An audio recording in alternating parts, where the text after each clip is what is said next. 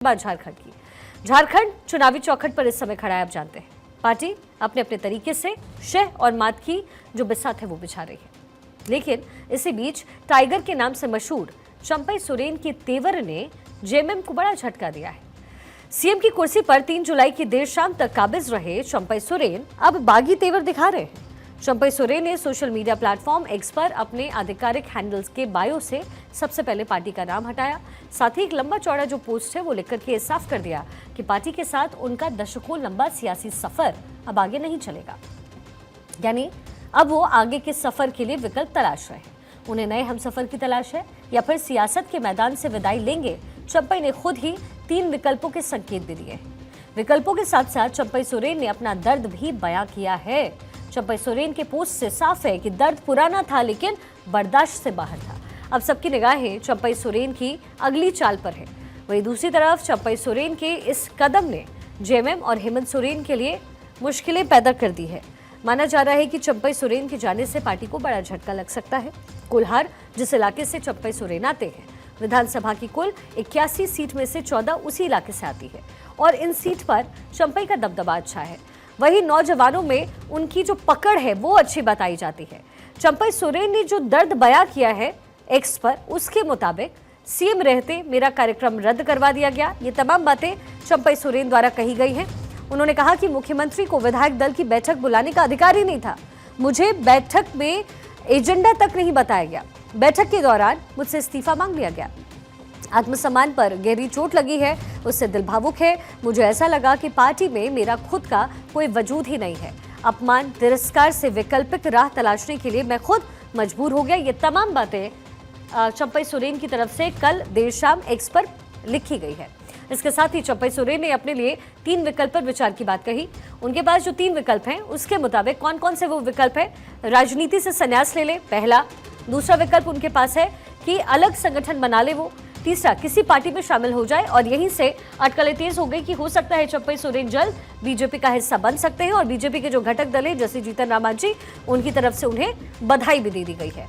अब इस पूरे मुद्दे पर झारखंड बीजेपी प्रदेश अध्यक्ष बाबूलाल मरांडी का स्टेटमेंट भी सामने आया है। प्रकाश उन्होंने पोस्ट लिखा है तो उससे उनका दर्द झलक रहा है, तो लगता है कि व्यक्ति अंदर से काफ़ी टूट चुके हैं और काफ़ी दुखी लग रहे हैं। और दुखी होना भी स्वाभाविक है। मुख्यमंत्री भी बने थोड़े दिन के लिए और फिर मुख्यमंत्री पद से जिस प्रकार से उनको हटाया गया,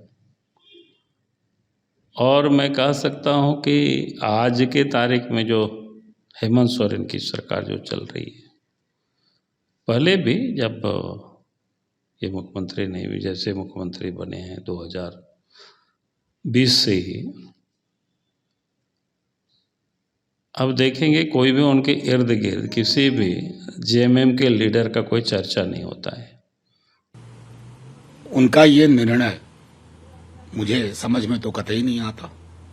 वो आजकल हो गया है ना कि उसी का दम है इस जमाने में, जो इधर का दिखता रहे उधर का हो जाए। तो इधर से उधर करवाने में तो बीजेपी का मालिक है, माहिर खिलाड़ी है। अभी देखते रहिए अभी आने वाले दिनों में क्या होता है। लेकिन फिर भी एक चीज कह देता हूं, आदिवासी समाज में और व्यापक झारखंड में जो आक्रोश है, उस आक्रोश को आप इससे खत्म नहीं कर सकते। BJP use and throw party है। चंपई सोरेन जी भले आदमी हैं, उनको अभी अनुभव नहीं हो रहा है, बाद में अनुभव होगा। इस्तेमाल करके फेंकने वाली पार्टी है और मैं तो अभी भी उनसे अनुरोध करूंगा कि वो अपने फैसले पे पुनर्विचार करें। आदिवासी समाज के बड़े नेता हैं वो, और उनका लंबा रिश्ता शिबू सोरेन साहब से रहा है, तो उनको नहीं जाना चाहिए बीजेपी में। जो जातिगत आधार पे दलितों और आदिवासियों से, पिछड़ों से नफरत करती है। जेएमएम से मन नहीं भर गया है। सच्चाई तो इस देश में है कि जब लालू यादव जी जेल जा रहे थे तो राबड़ी जी को मुख्यमंत्री बनाए तो लोगों ने कहा कि ये तो अनपढ़ हैं, अर्धशिक्षित है, नहीं बनाना चाहिए था। अगर उस परिप्रेक्ष्य में हम देखें तो हेमंत सोरेन अगर अपनी वाइफ कल्पना को बनाते तो आज चंपई सोरेन जी का भी दिमाग दुरुस्त होता।